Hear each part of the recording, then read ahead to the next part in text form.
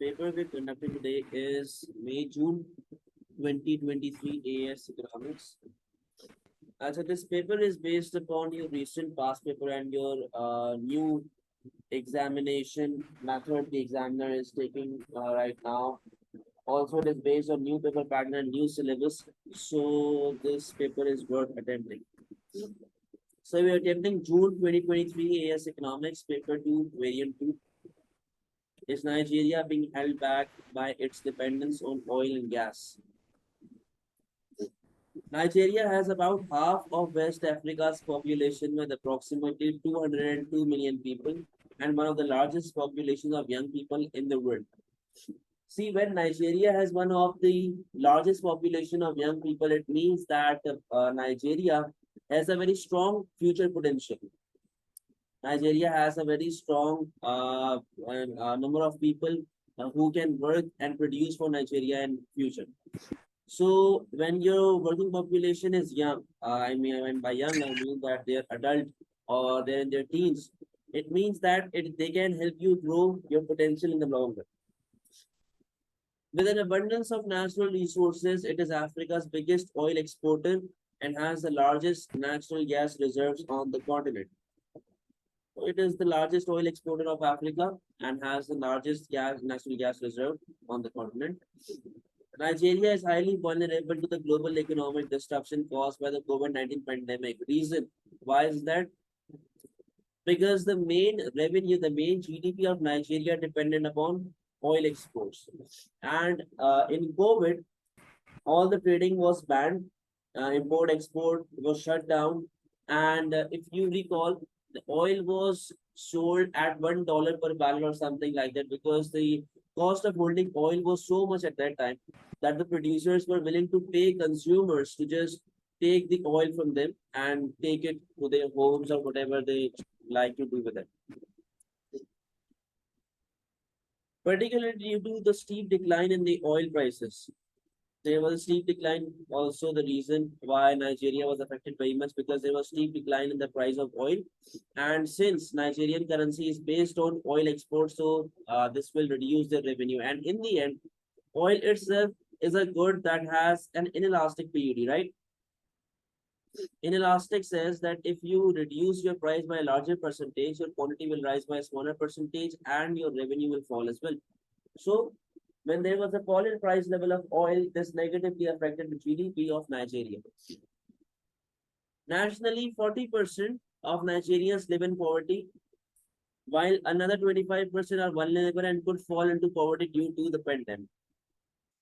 So it is going below your poverty line. Oil accounts for 80% of Nigeria's export revenue, a dominant position that it has occupied since the 1970s. Many people believe that Nigeria needs to move further away from its dependence on oil and natural gas. See, Nigeria is dependent upon natural resources. One of the reasons why people are saying this to move further from oil and natural resources is because whenever we talk about natural resources, they are limited in supply, they are scarce in quantity, right? So, uh, the natural resources will someday exhaust and there will be depletion of resources, which means that someday oil will perish from the economy of Nigeria. So what will Nigerians do when the oil is no more in their economy, right? So this is also the reason why people are suggesting, the economists are suggesting to move further away from production of natural gas and oil and move towards something else. Initial attempts at diversification has produced limited gains as the policies have been aimed mainly at the domestic market to create jobs and to improve living standards.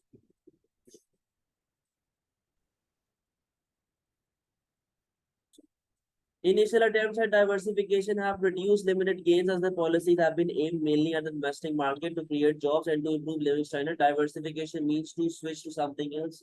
So people are trying to switch to some other production method and some other things to produce. So it has created a bit of jobs in the market and they're trying to give me a minute.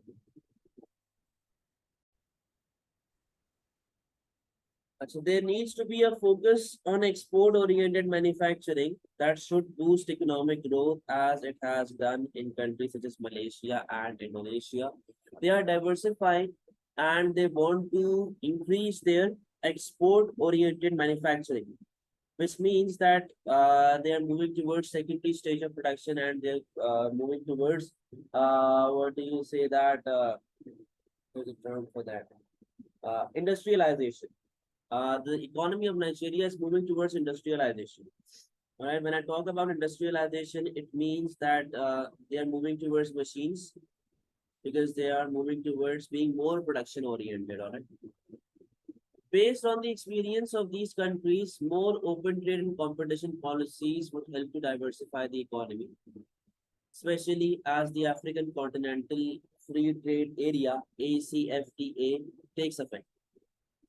Nigeria needs to create at least 5 million new jobs each year to employ its growing population of young people. Like I said, that if you have a young population force, it can be a very good potential for your economy. But if you cannot provide for them, then it is just a wastage of resources. So here is this table that suggests economic indicators in Nigeria. The first one is economic growth rate. Percentage change in real GDP per year, and your GDP is falling between 2016 and 2017. It is rising from 17 to 19, but falling again in 2020. Inflation rate CPI per year.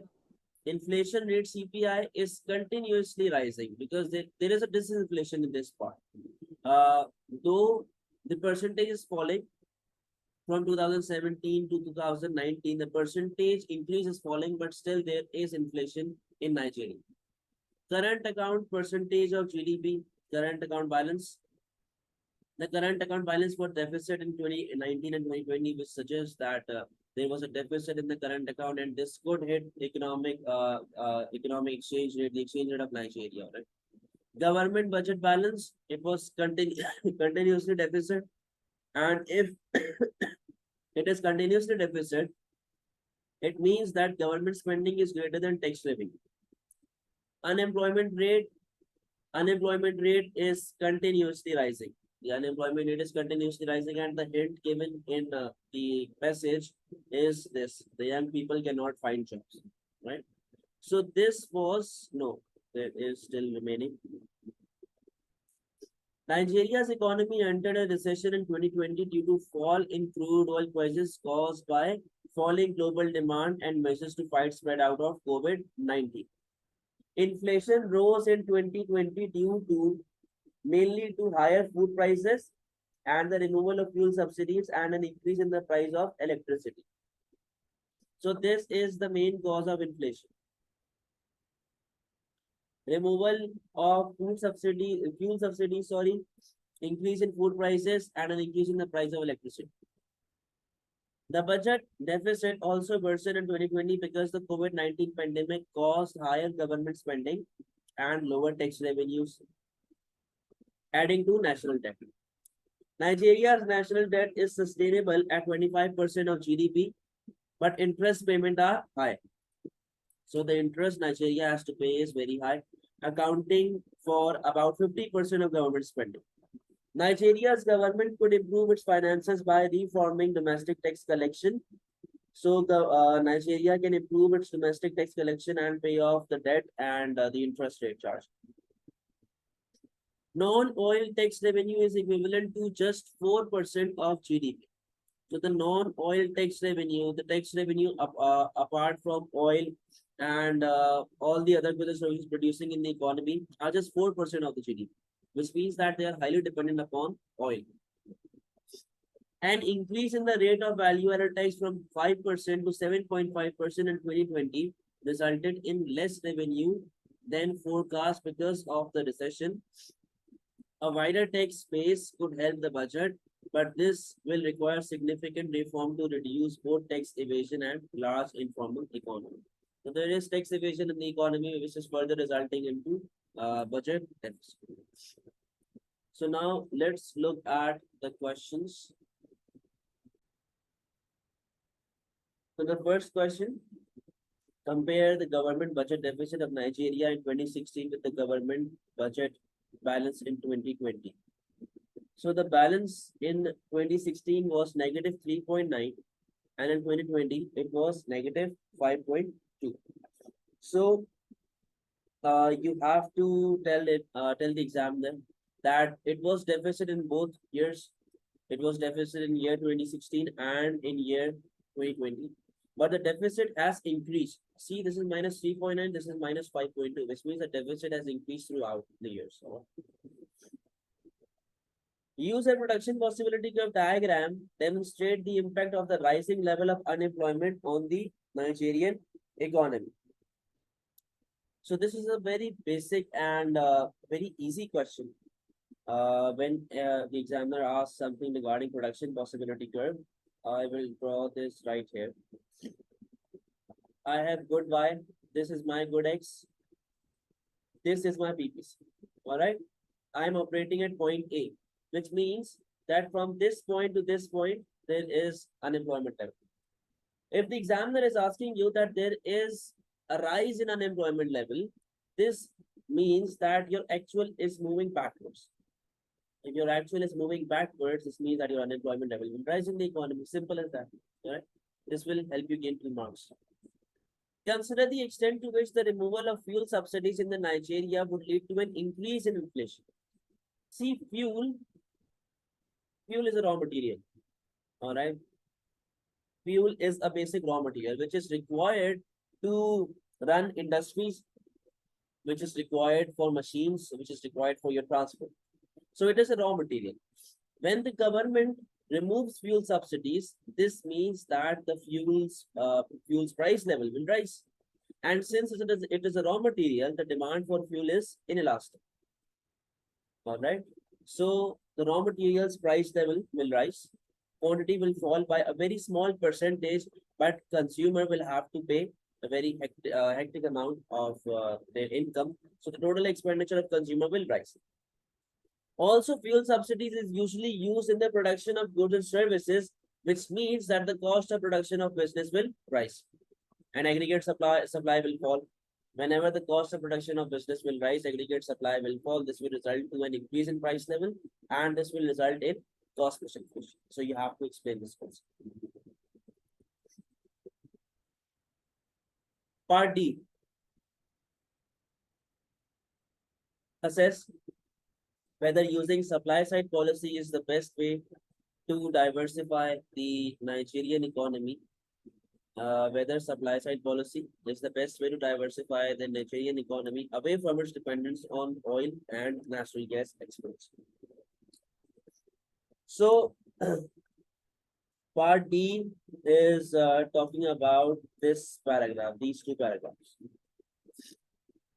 Because they wanted to diversify and they wanted to switch from being someone who was majorly dependent upon oil exports to go towards to explore other goods and services, the production of other goods and services. So this is what they were aiming for. So the question is asking that discuss whether supply side policy, assess whether supply side policy will help Nigeria diversify their production process. So we have to talk about supply side policies first, and the supply side policies that you can use in your answer, training and infrastructure,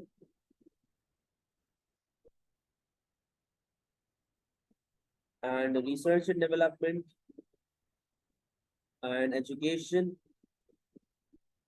You can talk about any 3 of them.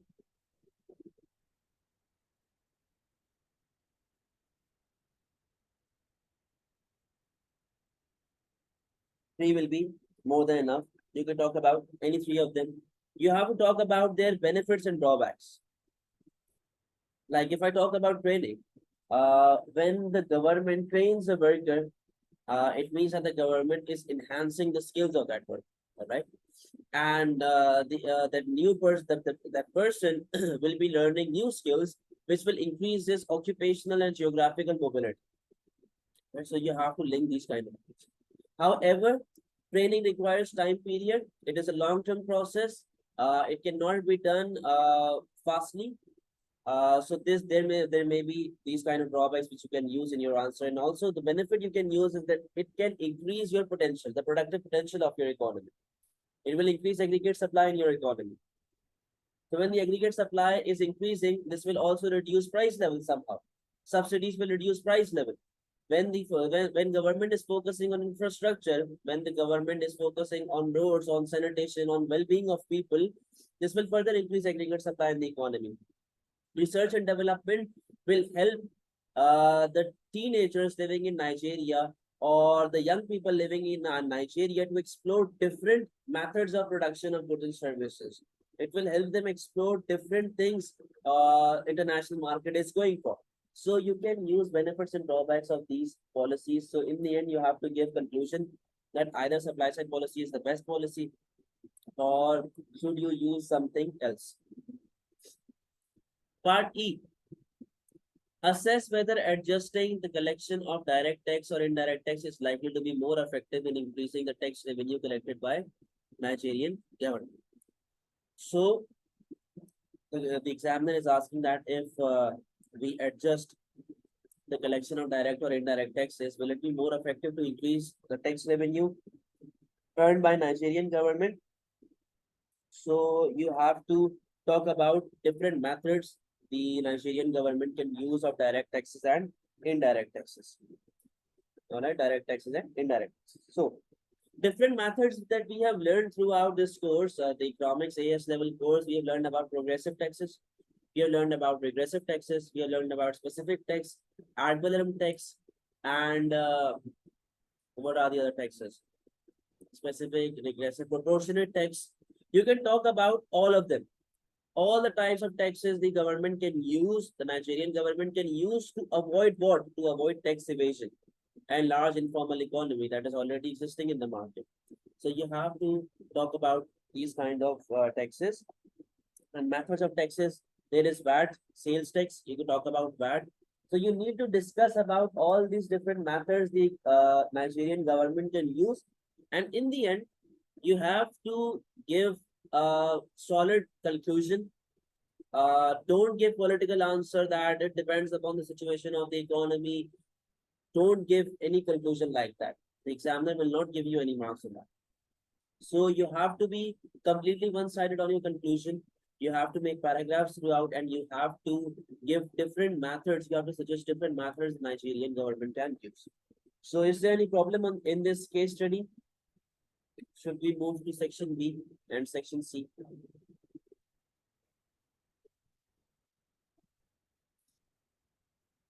Any problem?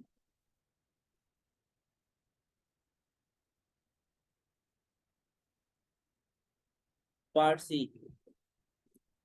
But a part C is saying consider the extent to which the removal of fuel subsidies in Nigeria could lead to an increase in inflation. But if I remove subsidies from fuel, won't it reduce my supply level in the market? It will reduce my supply, which will increase my price because fuel is a raw material for businesses. If the subsidy is removed, this will increase price level in the market. When the price level in the market increases, this will increase my cost of production and overall my supply will fall, leading to cost push inflation. So in part D, what other ways can be right except for supply side? But you can talk about a bit fiscal policy measures that government can reduce taxes or government could increase government spending. But the problem is that we are already existing in a budget deficit. We are already operating in a budget deficit. So how much do you think government can afford to spend in the economy when there are no tax revenue earned by the government? Clear?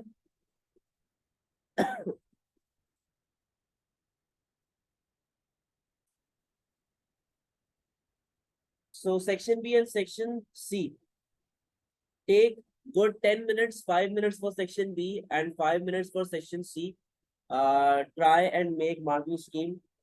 So we will discuss marking scheme afterwards. All right. So take 5 minutes for section B and 5 minutes for section C.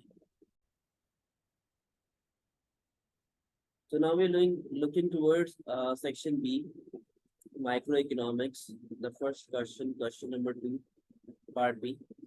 The government wishes to keep the price of an essential food such as rice affordable to help low-income households.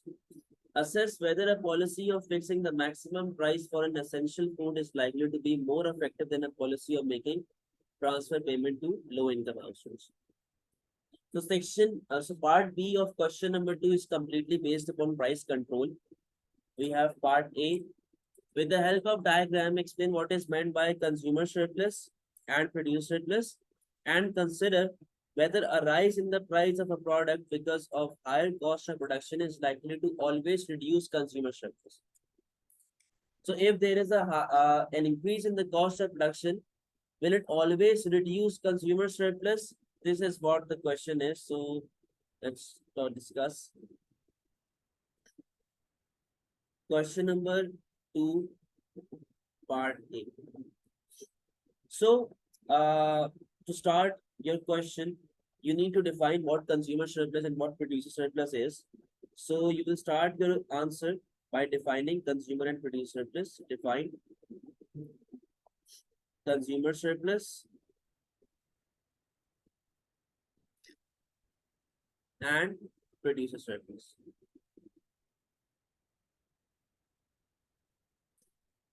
You will draw a case of rationing,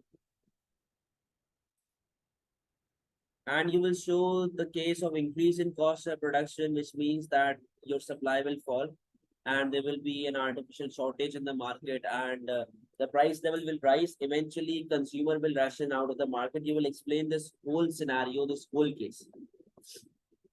And also you will define equilibrium as well. What equilibrium is. Then the question is asking that whenever there is a rise in the cost of production, is it always likely to reduce consumer surplus? So it depends upon the extent of price elasticity of demand. It also depends upon PED.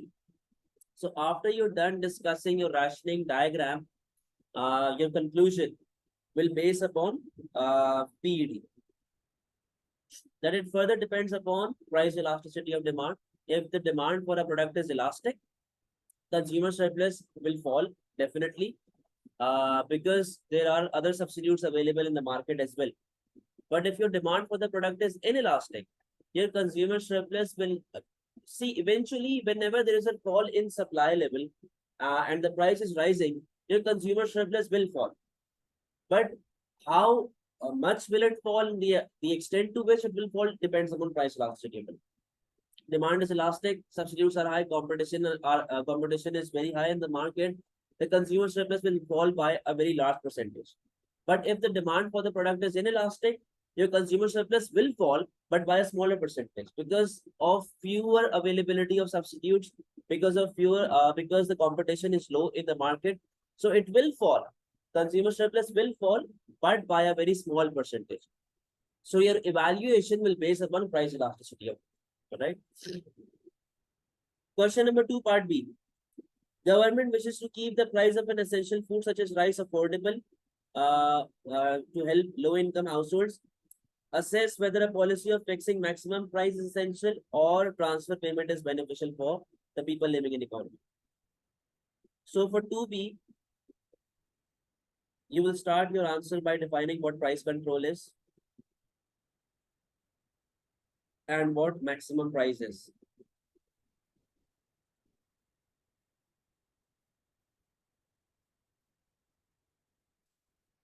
Then you will link your answer and you will draw the diagram of maximum price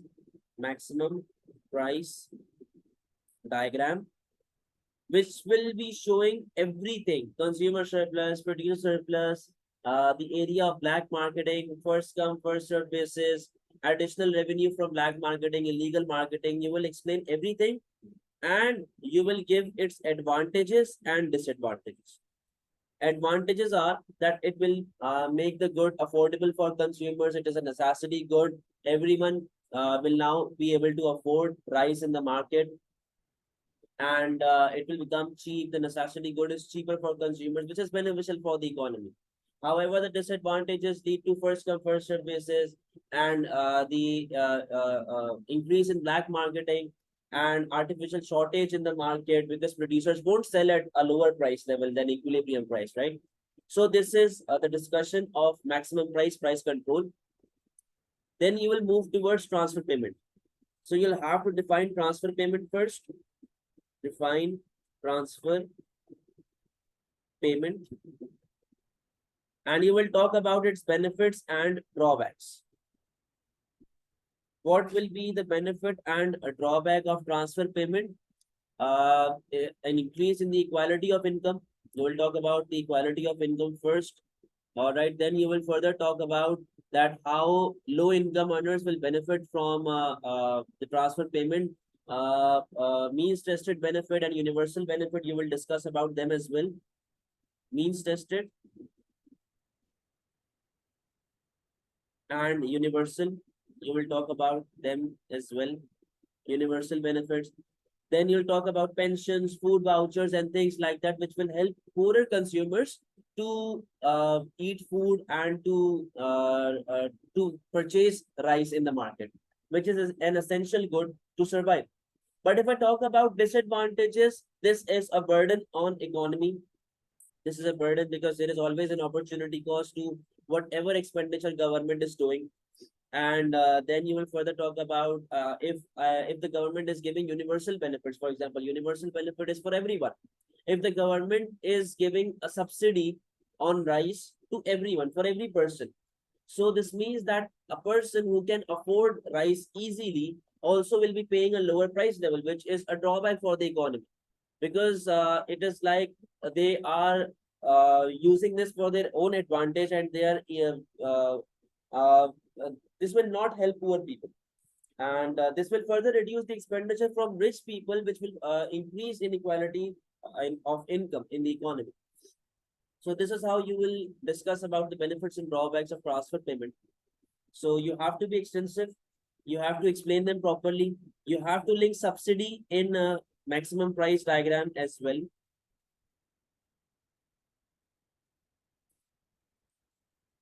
Sir, what is means tested benefit? But a means tested benefit is given to individual people. For example, pension, or for example, unemployment benefit. So when we talk about conclusion, for me, maximum price is a failed policy. Maximum price is not beneficial at all because it will always give rise to disequilibrium, and it will always give a rise to unrestness between demand and supply in the market. So it is better for government to go for transfer payment instead and let the forces of demand and supply play their role, and let them do whatever they want, because in the end, eventually, market runs where demand and supply are equal. So the demand and supply should not be controlled by government. Instead, it should move freely, and the government should focus on transfer payment, because you can use subsidy as a disadvantage in your conclusion. Because to solve the problem of the black market, government will eventually have to give subsidy to producers, and subsidy has its own opportunity cost. So you can link this answer, the subsidy point, in your conclusion. So this was question number 2, which was linked with maximum price. Then we have question number 3. Question number 3, part A.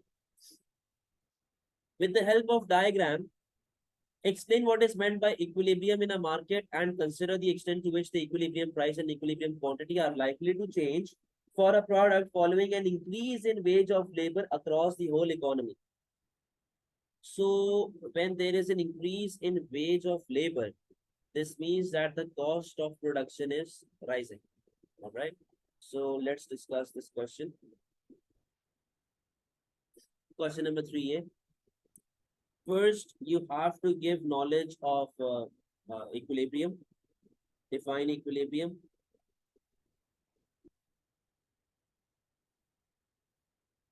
Plus mechanism. What mechanism is? You have to give the understanding of mechanism and equilibrium. Then you will draw a basic diagram. Draw basic diagram which shows basic equilibrium. First, the X version, demand and supply are equal, basic diagram. Then you will link increase in wage with increase in cost of production. When the cost of production rises, this will cause supply to fall. When supply falls, you will show a diagram and you will show everything in that diagram, starting from consumer surplus to producer surplus to your revenue. You will explain everything. You will link it with artificial shortage in the market, the rational behavior, everything. So you will be mentioning everything. All right. So uh, this is what will happen to supply curve in the market.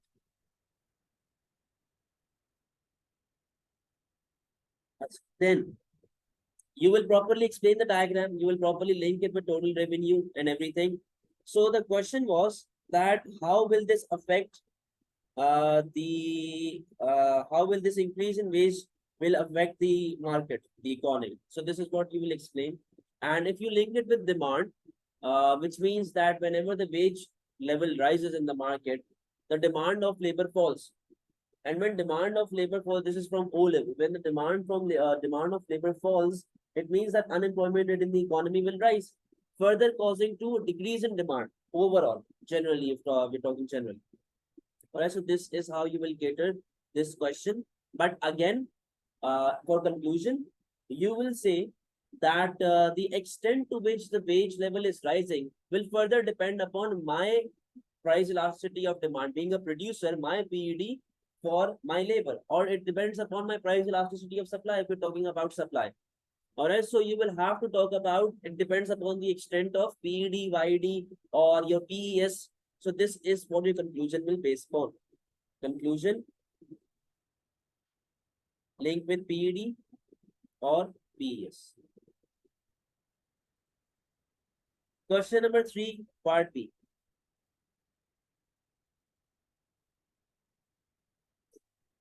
Entrepreneurs are vital in an economy to achieve long-run economic growth. Assess whether encouraging entrepreneurship or increasing another of the factors of production will be a more effective way to achieve long-run economic growth.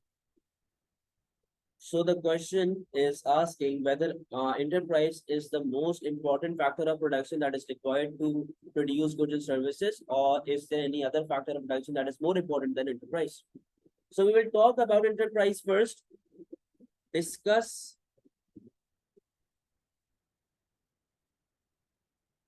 enterprise, the definition of enterprise, the example of enterprise, and the reward of enterprise, everything from scratch. You will have to discuss everything and give knowledge to the examiner. Then you will further discuss about advantages and disadvantages of increasing enterprise in your economy. Your advantage can include increase in PPC potential. You can also draw the diagram, because when the enterprise is rising in the economy, this means that there is a growth in economic development which can be seen in the future. So this will shift your PPC rightwards. You can talk about that economic development and link it with economic development. Further, you can say that when the enterprise is rising in the economy, this will give rise to businesses in the market, and an increase in business will further lead to an increase in demand for labor, which will reduce unemployment in the economy. You can link it with that advantage. You can talk about international competitiveness, because whenever a business is rising in the economy, or a new entrepreneur is coming in the economy, he always brings innovation. He always brings creativeness, which can help economy to fight international competitors and boost economy internationally and increase the exchange rate as well. This can be used as an advantage. But if we talk about drawbacks, see, whenever a person is becoming an entrepreneur, he requires training, and training is not a short-term basis. It's not based on short term. It requires long time, and there is this disadvantage of time lag which can be considered, and you can explain the disadvantage of time lag. Further, you can say the effectiveness of an entrepreneur further depends upon government objectives or the aims of government. Because like, if we talk about Pakistan, there is economic instability. There is the economy is unstable. the exchange rate is unstable, and people are trying to move abroad. You can give example of real life economies. So whenever there is an economic instability or political instability in the market, the entrepreneurs will not go for a new business. They will not try to go for a new setup, which means that overall economic growth will fall. So it further depends upon the economic laws and instability and stability of economic policies. Further, you can talk about that entrepreneur himself alone cannot run the business. He needs land, he needs labor, he needs capital, he needs other FOPs as well. When a producer needs other FOPs, this means that he alone himself is useless. So it also depends upon the quality of other factors of production which are needed to produce goods and services. So these are the advantages and disadvantages. You can write a very lengthy and very good answer. This whole will be a theoretical base. So if you are willing to draw the TPC diagram, you can, but you can write your whole answer on theory. There is no as such diagram in this answer. Now conclusion. The examiner asks that enterprise is the best factor of production, is the most important factor of production needed to produce goods and services. If I was in your shoes, my conclusion would say that it depends upon the economic structure or depends upon the availability of factors of production we currently have in the economy. For example, our economy has a lot of land, but we do not have enough capital. So how are we going to produce goods and services? We have a lot of labor, but we do not have risk takers in the economy who are willing to take risk and produce goods and services and to operate businesses in the economy. So it totally depends upon the supply of other factors of production, and it depends upon what kind of FOP do we need in the economy right now. All right. So this was the whole scenario of this question. So these questions were from micro, section B. Now we are moving towards section C, that is macro. All right, so 4B, assess whether protectionism is the best way to correct deficit in the current account of the balance of payment. So if I take a bit deep, when we talk about protectionism as a method to correct balance of payment of current account deficit, we are talking about switching policy. Because in switching policy, we use protectionism methods, for example, tariff, quota, embargo, and things like that. 4A, two countries each produce two products and wish to trade with each other. Explain the difference between the principles of absolute advantage and comparative advantage and consider whether the principle of comparative advantage is always the more important influence when each country is deciding whether to trade with each other. So this question is based upon trading and specialization because they're talking about comparative and absolute advantage. So 4A.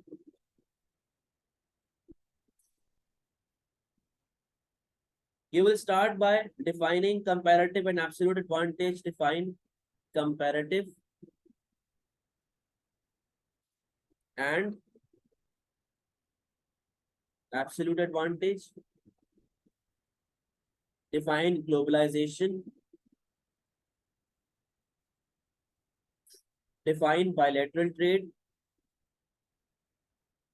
So this is knowledge that you will give in your answer. Then you will further discuss about absolute and comparative advantage.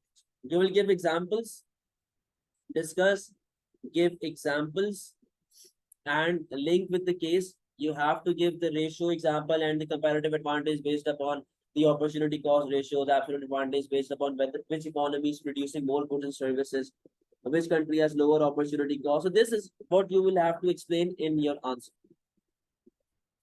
Then you will have to compare the advantages and disadvantages of comparative advantage. Comparative advantage is used to comparative advantage can help us decide in which kind of production we are specialized in, what products should be produced, the economy should produce, and how will this increase standard of living of people, how can we make strategies, and what should we focus on. But however, if we talk about disadvantages, There is always opportunity cost in production of goods and services. For example, if I'm producing good X, I will have to sacrifice a small amount of good Y. It will always be the case. It will always exist. And my finite resources might exhaust someday, which might lead me to diversify myself. And if I am specialized in the production of one thing, how can I diversify myself? For example, like we just studied in section A, that Nigeria was specialized in producing oil. And now they are looking for something else. They want to diversify themselves, which means that it is a very difficult procedure to move yourself from one thing to another, which means that we might go into occupational immobility if we focus on one thing. All right.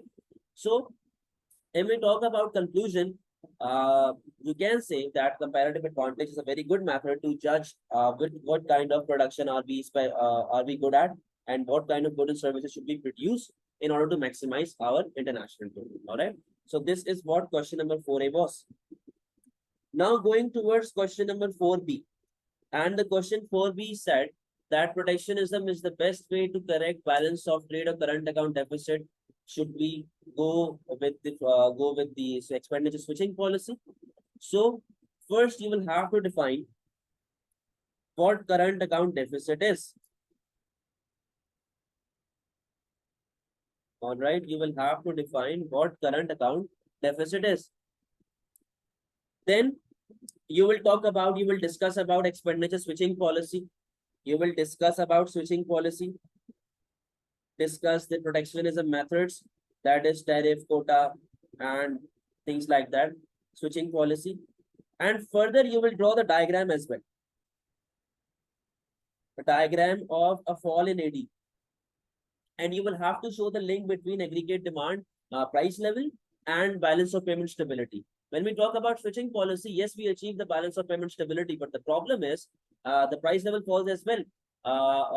The price level rises. The problem is the price level rises. This is a correction, because when the import tariffs are implemented, people will switch from international goods to domestically manufactured goods, which means that aggregate demand will rise in the economy. And when aggregate demand rises, price level rises.